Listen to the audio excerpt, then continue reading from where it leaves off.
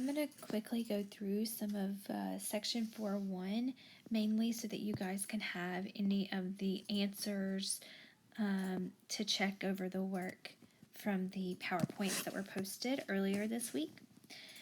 So this first part of 4.1 or of chapter 4 is just reading and constructing graphs.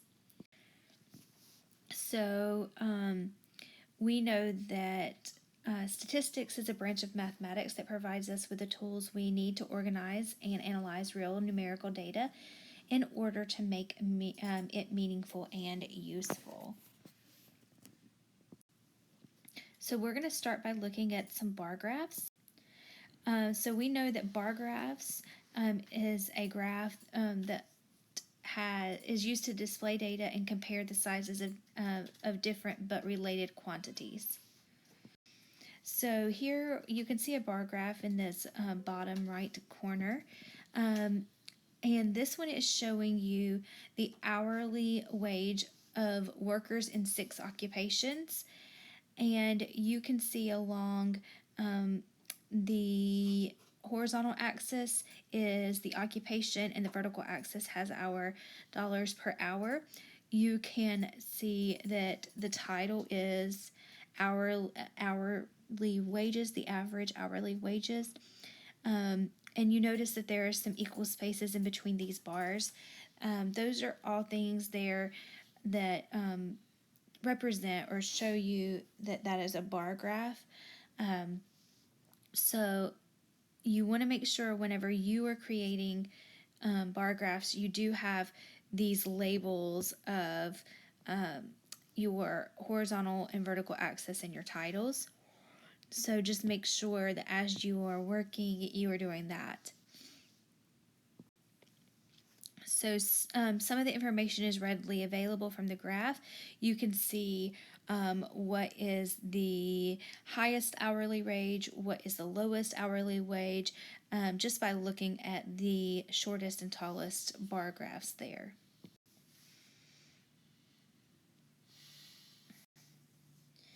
Okay, more things that are readily available would be I could ask you what is the average hourly wage for a welder, and you're able to easily see that is $15 because the bar is touching that line.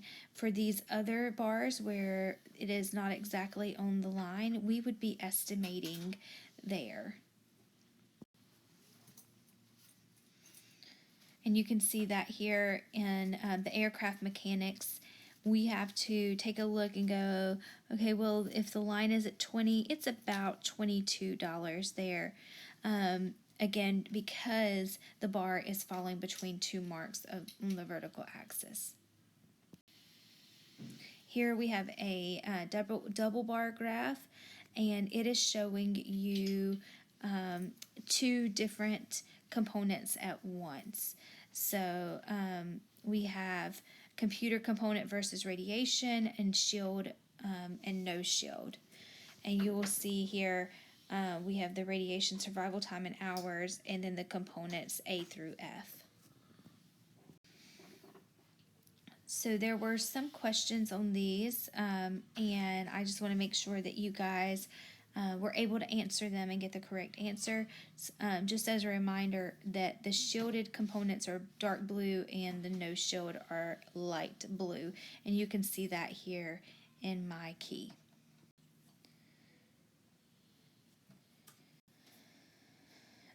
Okay, so according to this graph, which computer component with shielding survived the longest? So you want to make sure you're looking at the dark blue and which one has the longest bar, and that is A.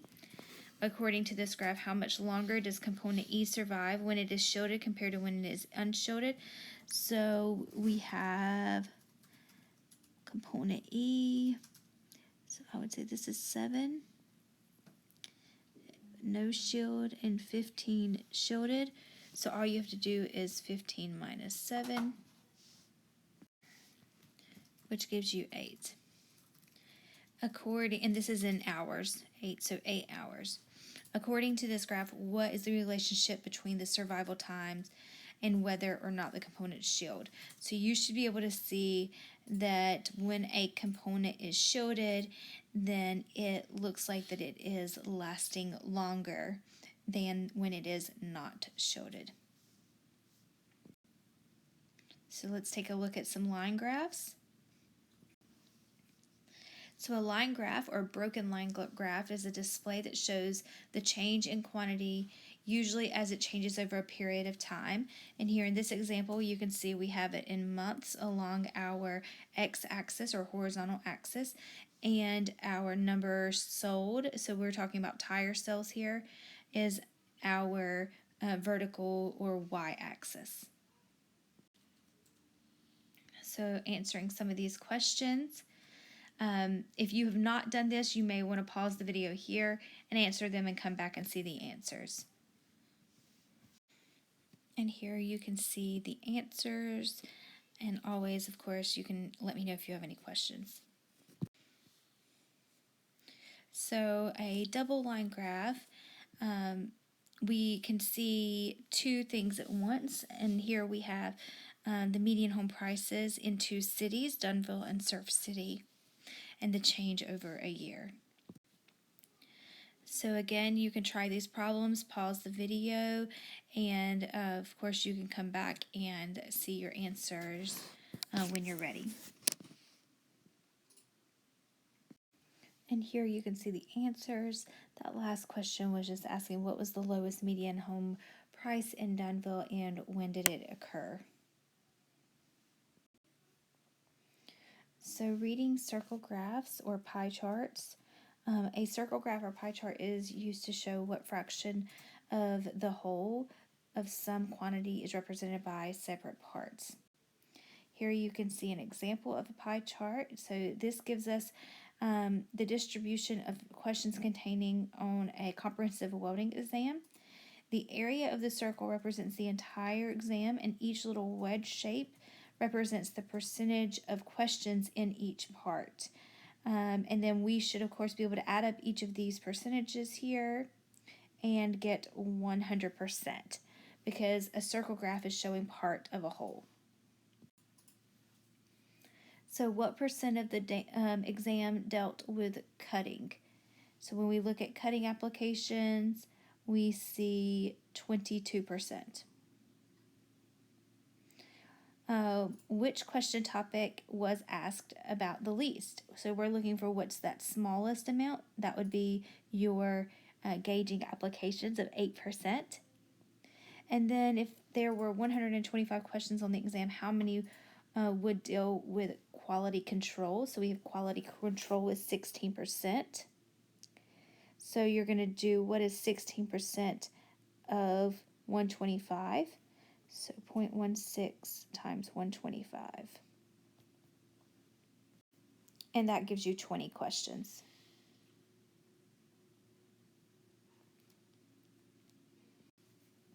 Okay, so misleading graphs. This is really that main part I wanted to make sure I kind of hit the topics for you guys. So if you're looking at this, you could say, how is this misleading? So it says the change in effective tax rates under Romney and Obama, and we see our percent change. So if you're taking a look at this, we don't have a whole lot of information. We see a couple numbers here at the very bottom, but this is misleading just because we have a hard time comparing and knowing exactly what these are representing for us.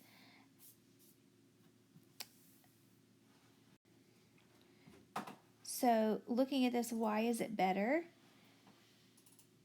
So we are starting to look at a percentile of change instead, and instead of actual percentage points like the previous graph, we're looking at what was the percent change in the tax, not what was that tax amount, which helps us to see a little bit better. And so you can actually see a histogram here. And looking at this one, we don't have a versus here. We don't know the number of what. So our title and our axis are not complete. It also starts at 13, so our scale could actually be exaggerated some because it's not starting at 0. Here, our scale hasn't changed. We're still starting at 13, so you would just have to be aware of that. But now we have our title and our axis filled in. So in looking at this, how is it misleading? Again, look at that axis. We're not starting at 0, we're starting at 34. So this is 35%, and this one says 39.6%. And even though these numbers are not that far apart, it looks like a huge increase because of the way this graph's axis was created. So here you can see that same tax cut graph, and starting with an axis starting point of 0, and we see that there would be a slight increase rather than that what looks like a huge jump when you're just looking at the graph and not looking at all the details. So here we have the unemployment rate under President Obama. So we have our January through November, and we have our percentages. Again, it's not starting at 0 for our axis, so that can make these points look exaggerated and look like a huge increase or decrease when it's actually not. How is this misleading? If you take a look at it, it looks like this 2 or more races should actually be here, but it's not labeled. We've got 2 pieces that look like they're equal. You have male and female, but then all this other stuff is talking about a race. So this graph has a lot of things that are wrong with it. These are areas that you don't mix. So male and female could be one thing, and then races should be something different on a different graph. When we look at these pictographs, you want to be very careful because using a picture and just making it bigger can actually make this look larger than what it should.